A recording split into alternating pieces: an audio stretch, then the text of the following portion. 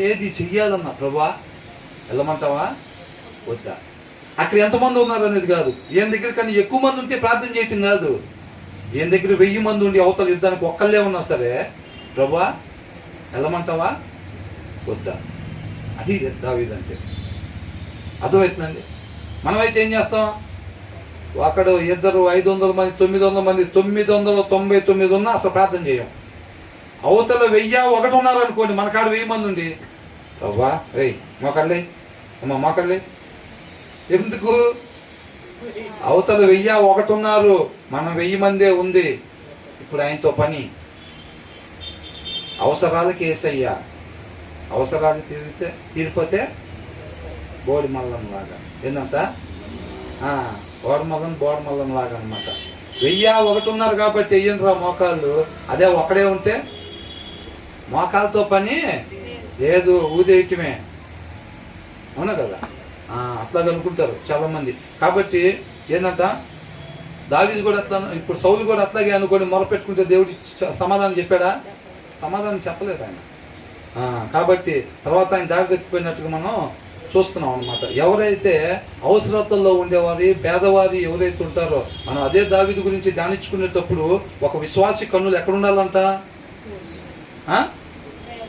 ఎవరెవరైతే అవసరతల్లో ఉన్నారో ఆ కాలనీలో వాళ్ళని ఐడెంటిఫై చేసేటట్టు ఉండాలి. గొప్పోళ్ళ పేర్లు మనం చెప్పినా చెప్పలేకపోయినా మన కాలనీలో అవసరతల్లో ఎవరైతే ఉన్నారో వాళ్ళు ఎనీ టైం మన జ్ఞాపకం ఉండాలి. మన చూపు అక్కడ ఉండాలన్నమాట. మన చూపు అక్కడ ఉండాలి. దేవుడు మనకి ఇచ్చిన సమృద్ధిలో ఇచ్చే సహాయం మనం వాళ్ళకి చేసే వాళ్ళం ఉండాలి. గొప్ప వాళ్ళని పిలిస్తే వాళ్ళు కూడా మనల్ని పిలుస్తారు. రేపు వాళ్ళ ఇంటికి కానుకలు పెట్టగలిగిన వాళ్ళనే పెళ్ళికి పిలుస్తారు. ఇది మనకేం పెట్టగలరా అనుకుంటే పిలవరు. పెళ్ళిళ్ళే కాదు, క్యారల్స్ కూడా అంతే ఉంటాయి. పాస్టర్ గారు వెళ్తే కవర్ చేతిలో పెట్టగలిగిన వాళ్ళ ఇంటికే పోయి తప్పెట్లు కొట్టేది. ఓసన్నా ఏసన్నా అనేది వాళ్ళ ఇంటికాడే. మిగతా వాళ్ళు అర్హులు కాదు పాపం. ఎందుకని?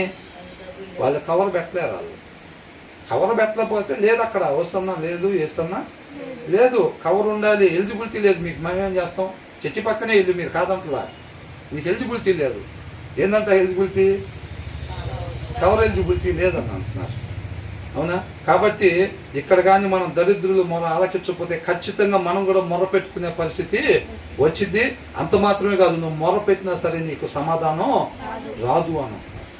అర్థమవుతుంది? అంటే ఈ వచనంలో నుంచి మనం ఏం నేర్చుకోవాలి?